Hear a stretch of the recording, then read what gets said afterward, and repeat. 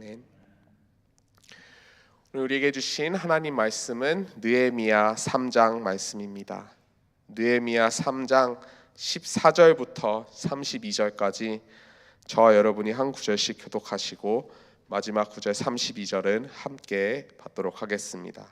느헤미야 3장 14절부터 32절까지 제가 먼저 받도록 하겠습니다. 분문은 베핫게렘 지방을 다스리는 레갑의 아들 말기야가 중수하여 문을 세우며 문짝을 달고 자물쇠와 빗장을 갖추었고, 샘문은 미스바 지방을 다스리는 고로세의 아들 살룬이 중수하여 문을 세우고 덮었으며 문짝을 달고 자물쇠와 빗장을 갖추고, 또 왕의 동산 근처 셀라 못가의 성벽을 중수하여 다윗 성에서 내려오는 층계까지 이르렀고, 그 다음은 벳술 지방 절반을 다스리는 아스북의 아들 느헤미야가 중수하여 다윗의 묘실과 마주 대한 곳에 이르고, 또 파서 만든 못을 지나 용사의 집까지 이르렀고, 그 다음은 레위 사람 바른의 아들 르움이 중수하였고, 그 다음은 그일라 지방 절반을 다스리는 하샤랴가 그 지방을 대표하여 중수하여, 그 다음은 그들의 형제들 가운데 그일라 지방 절반을 다스리는 헤나댓의 아들 바웨가 중수하였고, 다음은 미스바를 다스리는 예수아의 아들 에셀이 한 부분을 중수하여 성 구비에 있는 군기고 맞은편까지 이르러, 그 다음은 삽배의 아들 바룩이 한 부분을 힘써 중수하여 성 구비에서부터 대제사장 엘리야십의 집 문에 이르렀고, 그 다음은 학곳의 손자 우리아의 아들 무레못이 한 부분을 중수하여 엘리야십의 집 문에서부터 엘리야십의 쥐 모퉁이에 이르렀고, 그 다음은 평지에 사는 제사장들이 중수하였고, 그 다음은 베냐민과 핫숲이 자기 집 맞은편 부분을 중수하였고, 그 다음은 아나냐의 손자 마야세아의 아들 아사랴가 자기 집에서 가까운 부분을 중수하였고, 그 다음은 헤나댓의 아들 빈누이가 한 부분을 중수하되 아사랴의 집에서부터 성 구비를 지나 성 모퉁이에 이르렀고, 우세의 아들 발랄은 성 구비 맞은편과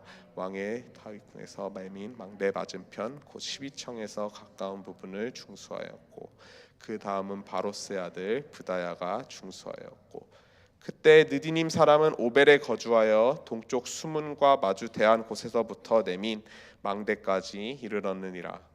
그 다음에는 드과 사람들이 한 부분을 중수하여 내민 큰 망대와 마주 대한 곳에서부터 오벨 성벽까지 이르렀느니라.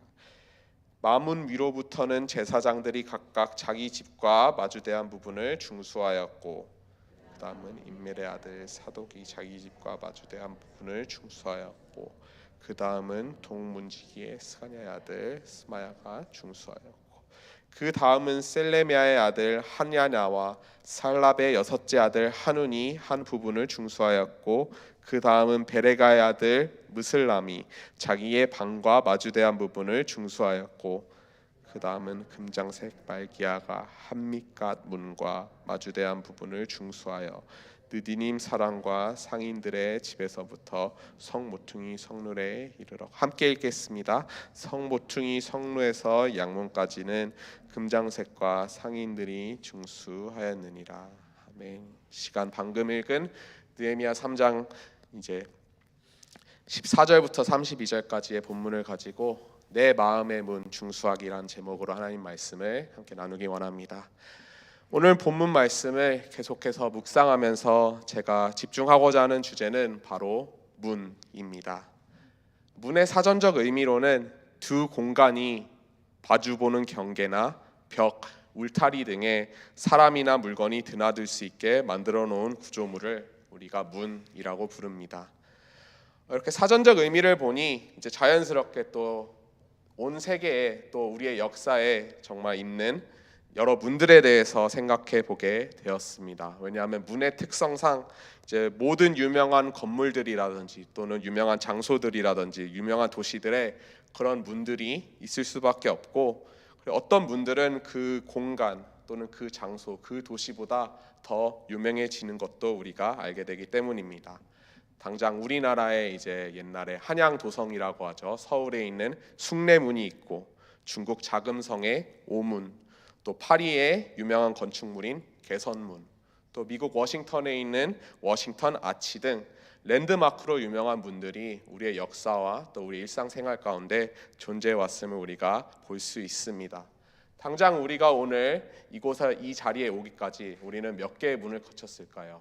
한번 세보면 또 신기하고 또 재밌을 것 같습니다. 왜 문이 우리 일상생활에서 중요한지 우리가 생각해 보면은 이제 문은 바로 우리의 공간들을 이어주는 곳입니다. 어떠한 공간이 정말 내 벽을 이제 딱 다 채우고 있는데 그 벽에 문이 없다면 우리는 그곳을 뭐라고 부르나요? 바로 감옥이라고 부릅니다. 문이 있음으로 인해서 두 개 이상의 공간이 하나가 되고 연결되어서 이제 우리가 자유롭게 그곳을 드나들 수 있도록 해주기 때문에 정말 문이 없다면은 우리는 더 이상 그곳을 공간을 넘나들 자유가 없게 되고 또 불편해지는 것을 우리가 보게 됩니다. 오늘 본문 말씀을 보니 이제 예루살렘 성의 재건을 위해 이스라엘 나라의 회복을 위해 느헤미야와 또 이스라엘 백성들이 힘을 합쳐서 여러 문들을 중수하고 있는 것을 우리가 보게 됩니다. 문의 중요성과 또 문이 어떻게 활용되는지 우리가 방금 얘기해 봤듯이 이스라엘 나라를 상징하는 그런 예루살렘 성, 그 성의 문을 중수하는 것은 이스라엘 나라의 재건과 회복에 있어서 정말로 중요한 사역일 것입니다. 오늘 본문을 쭉 보시면 정말 남녀노소 또 너무나도 다양한 직업들이 이제 직업의 그런 구별이 없이 모두가 일체 협력하여 이 사역에 동참했음을 우리가 볼 수 있습니다. 17절에 당장 대제사장들과 제사장들이 또 레위인들이 그리고 또 각 지방을 다스리는 리더들과 또 본문 바로 전에 12절을 보시면 살롬과 그의 딸들 그리고 또 31절과 32절에 여러 상인들까지 정말 남녀노소 다 가리지 않고 하나님 나라의 회복을 위하여 예루살렘 성의 이제 성문을 위하여 그렇게 함께 일했던 것을 우리가 볼 수 있습니다. 특별히 본문에서 주목하고 싶은 부분은 이제 23절과 28절부터 30절까지 계속해서 반복되는 내용입니다. 자기 집과 마주 대한 곳을 중수하였고, 그들이 함께 일하고 함께 중수한 것은 맞은데 그들이 어디에서부터 시작했는지 우리가 봐야 된다는 것입니다. 바로 자기 집 바로 앞, 자기 집 앞과 마주한 곳입니다. 우리가 이 말씀 본문을 영적인 의미에서 보게 된다면 예루살렘 성과 또 문의 재건은 하나님 나라의 회복이며 이를 위해서는 우리가 남녀노소 가리지 않고 천국 시민인 우리가 합심해서 노력해야 한다는 사실을 다시 한번 일깨워 줍니다. 그 사역에 우리가 함께 동참하기 위해서는 먼저 우리 집 문 앞부터 우리가 중수해야 된다는 것입니다. 하나님 나라의 회복은 각각 개인의 자리에서부터 시작합니다. 하나님 나라가 무엇입니까? 우리가 항상 하나님의 나라가 이 땅 가운데 오게 해달라고 기도하지 않습니까? 다시 말해서 이 땅 가운데 하나님 나라가 정말 임하려면 하나님 나라의 백성인 우리 모두의 마음 가운데 먼저 하나님을 주님으로 모시고 하나님의 주권, 하나님의 뜻대로 순종하는 삶을 우리 모두가 살아야 된다는 것입니다. 이것은 또한 먼저 그의 나라와 그의 의를 구하라 라는 예수님의 말씀뿐만 아니라 예수님께서 우리 모두에게 주신 명령이자 특권인 것을 우리가 기억해야 합니다. 또한 예수 그리스도의 복음을 또 우리가 뭐라고 부릅니까? 천국 복음, 하나님 나라의 복음이라고 하지 않습니까? 우리가 정말 복음을 먼저 은혜로 받아서 복음의 빚진 자 된 사람들이라면 오늘 본문에 마땅히 하나님 나라의 확장을 위해 이 복음을 전하는 일에 우리가 똑같이 힘써 수고해야 했을 줄 믿습니다. 우리 자신의 마음과 우리의 삶의 주권을 온전히 하나님께 온전히 드리지 않으면 하나님의 나라는 나를 통해 임할 수 없는 것을 기억해야 합니다. 다시 문으로 돌아가 보겠습니다. 제가 곰곰이 생각해 보았는데요. 이제 한 가지 질문을 드리겠습니다.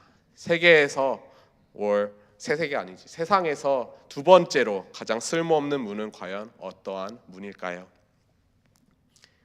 제 개인적 의견, 개인적 생각으로는 바로 닫히지 않는 문입니다. 문이 애초에 닫히지 않으면 두 공간의 분리와 또 그 공간의 경계가 애매모호해집니다. 당장 우리가 튼튼한 성을 상상해 보았을 때 그 성이 아무리 튼튼하고 또 높게 지어졌어도 그 성문이 활짝 열려 있다면, 그 성문이 닫히지 않는다면 그 성을 점령하려는 적들로부터 성은 무방비 상태가 됩니다.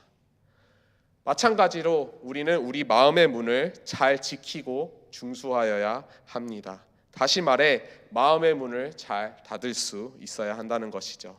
잠언 4장 23절 말씀은 우리에게 이렇게 말하고 있습니다. 무릇 지킬 만한 것보다 내 마음을 지키라. 여러분들의 마음의 상태는 어떠하십니까? 삼자가 보기에는 정말 신앙생활을 잘 하고 있고, 그리고 봉사도 열심히 하고 정말 선하게 하나님께서 정말 구원해 주신 그런 삶을 사는 것 같아도 내 자신은 나를 너무나도 잘 알고 있습니다. 얼마나 내 안에 정욕과 교만과 욕심과 각종 죄악들이 가득한지요. 세상이 추구하고 세상이 원하는 모든 것들을 내 마음의 문을 활짝 열어 다 받고 있지는 않은지 한번 돌이켜보기를 원합니다. 사도 바울은 로마 교회 교인들에게 이렇게 말했습니다. 로마서 12장 2절, 너희는 이 세대를 본받지 말고 오직 마음을 새롭게 함으로 변화를 받아 하나님의 선하시고 기뻐하시고 온전하신 그의 뜻을 무엇인지 분별하도록 하라. 사랑하는 성도 여러분, 마음의 문을 새롭게 중수하십시오. 그래야 하여서 본문의 이스라엘 백성들이 자기 집 앞의 문들을 중수하여 외세의 침략으로부터 이제 그들의 나라를, 그들의 도시를 보호했던 것처럼 우리 각자 마음의 문을 중수해 우리의 마음을 지켜서 하나님의 선하시고 기뻐하시고 온전한 뜻이 무엇인지 분별할 수 있게 되기를 간절히 기도합니다. 아까 제가 세상에서 두 번째로 가장 쓸모없는 문이라고 했죠. 그렇다면 그보다 더 위인 가장 쓸모없는 첫 번째 문은 과연 무엇일까요? 바로 열리지 않는 문입니다. 닫히지 않는 문은 그래도 문의 일부 기능을 똑같이 감당하는 것을 우리가 알 수 있습니다. 이제 사람과 물건이 적어도 지나들 수는 있죠. 하지만 열리지 않는 문은 문 자체의 기능을 다 상실합니다. 한번 생각해 보십시오. 성도님들도 삶에서 한 번쯤은 마음의 문이 정말 꽉 닫힌 사람을 만나 보셨을 것입니다. 어떠셨습니까? 내가 아무리 챙겨주고 아무리 연락하고 아무리 만나고 또 그들을 위해서 정말 아무리 노력을 해봐도 그들의 마음 문이 열리지 않으면 말짱 다 헛수고입니다. 그렇기 때문에 우리의 마음 문을 활짝 여는 것도 또한 중요합니다. 누구에게 열어야 하겠습니까? 바로 우리 주님이시죠. 주님께서 이렇게 말씀하셨습니다. 요한계시록 3장 20절 말씀입니다. 볼지어다 내가 문 밖에 서서 두드리노니 누구든지 내 음성을 듣고 문을 열면 내가 그에게로 들어가 그와 더불어 먹고 그는 나와 더불어 먹으리라. 우리가 마음의 문을 활짝 열어서 주님을 영접하여 우리 마음 가운데 모시게 되면 우리에겐 더 이상 부족함이 없습니다. 하나님 나라가 우리 마음에, 우리 삶에 임하게 되는 놀라운 하나님의 역사가 일어나게 됩니다. 사랑하는 성도님들, 문을 여는 주체가 누구입니까? 주님께서는 분명히 그러실 만한 능력이 있고 또 그렇게 하실 수 있지만 주님께서 문을 강제로 열지 않으십니다. 문을 여는 주체는 주님이 아니라 바로 내 자신입니다. 주님께서는 문 밖에서 지금도 우리의 마음을 두드리고 계시지만 우리가 마음의 문을 열지 않으면 주님의 우리의 마음과 우리의 삶 가운데 임하지 않으십니다. 날마다 말씀과 기도를 통해 쌓이는 친밀함과 평안 속에 우리에게 거하게 되면 자연스레 우리의 마음 문뿐만 아니라 우리의 발걸음이 닿는 우리의 삶의 모든 부분에서 하나님의 나라가 임하게 될 줄로 믿습니다. 말씀을 마무리하겠습니다. 죄악으로 인해 너무나도 타락하고 악해져만 가는 이 세상 가운데서 하나님의 나라가 다시 회복되고 또 임하기 위해서는 본문의 이스라엘 백성들이 합심하여 이제 각 문들을 중수한 것처럼 우리 또한 각자 마음의 문을 중수해야 합니다. 어떻게 해야 되냐고요? 첫 번째, 세상의 것들에 대하여 마음의 문을 닫아 본받지 말아야 하며 또한 우리 주님께는 반대로 마음의 문을 활짝 열어 하나님의 나라가 온전히 내 마음과 내 삶 모든 부분에 임하시기를 간절히 기도해야 합니다. 요한복음 10장에 예수님께서는 이렇게 말씀하셨습니다. 7절 내가 진실로 진실로 너에게 말하노니 나는 양의 문이라. 양의 문이란 무엇입니까? 바로 성에 달려있는 문들 중에 하나인데 양들이 지나다니는 그러한 문입니다.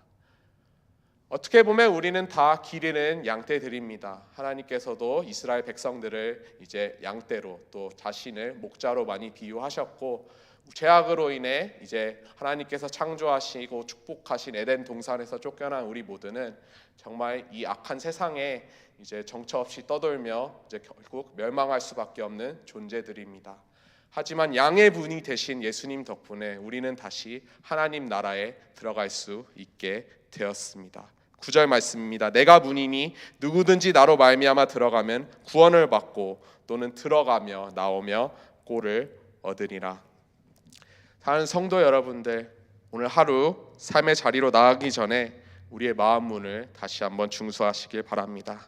우리의 양의 문 되시는 주님이 내 마음과 내 삶과 나의 삶의 모든 부분을 통치하고 또 인도해 주셔서 하나님의 나라가 임하여 삶께 주님께서 주시는 평안과 또 꼴이 넘치는 정말 부족함 없는 모든 성도님들이 되시기를 주님의 이름으로 축복합니다. 기도하시겠습니다. 은혜가 많으신 하나님 아버지 감사합니다. 오늘 특별히 오늘 말씀을 통해 다시 한번 우리의 마음 문을 우리가 중수해야 되는 것을 깨닫게 하여 주시니 감사를 드립니다. 주님 아버지, 이 시간 회개하는 것은 정말 우리가 구별된 삶을 살지 못했습니다. 정말 세상이 사는 대로, 세상이 원하는 대로 우리의 육신의 정욕과 또 우리의 죄악으로 가득된 그러한 삶을 살았음을, 그러한 마음을 가지고 있었음을 고백합니다. 주님, 이 시간 우리가 마음의 문을 다시 한번 중수하여서 정말 그러한 것들로부터 우리의 마음 문을 온전히 닫아 지킬 수 있게 되기를 간절히 기도합니다. 또한 주님께서 밖에서 이제 문 밖에 서서 두드리는 것을 우리가 깨닫고 주님을 온전히 정말 영접할 수 있게 도와주시옵소서. 그리하여서 주님의 나라, 주님의 통치가 내 마음과 내 삶 가운데 임하여 주시고 또한 그것을 통해 나의 삶의 발걸음이 닿는 모든 부분까지 주님의 나라가 회복되며 임할 수 있도록 나로 인해서 주님께서 부어주신 그 놀라운 은혜와 축복이 흘러갈 수 있게 되기를 간절히 기도합니다. 오늘 하루도 주님께 온전히 맡겨드리오니 정말 나의 삶 가운데 주님 임하여 주시고 또 삶의 모든 부분에서 주님 임재하여 주시옵소서. 주님 감사합니다. 살아계신 예수 그리스도의 이름으로 기도드렸습니다. 아멘. 주님이 가르쳐 주신 기도로 예배 마치겠습니다. 하늘에 계신 우리 아버지여, 이름이 거룩히 여김을 받으시오며 나라에 임하옵시며 뜻이 하늘에서 이루어진 것 같이 땅에서도 이루어지이다. 오늘날 우리에게 일용할 양식을 주옵시고 우리가 우리에게 죄 지은 자를 사하여 준 것 같이 우리의 죄를 사하여 주옵시고 우리를 시험에 들게 하지 마옵시고 다만 악에서 구하옵소서. 대개 나라와 권세와 영광이 아버지께 영원히 있사옵나이다. 아멘.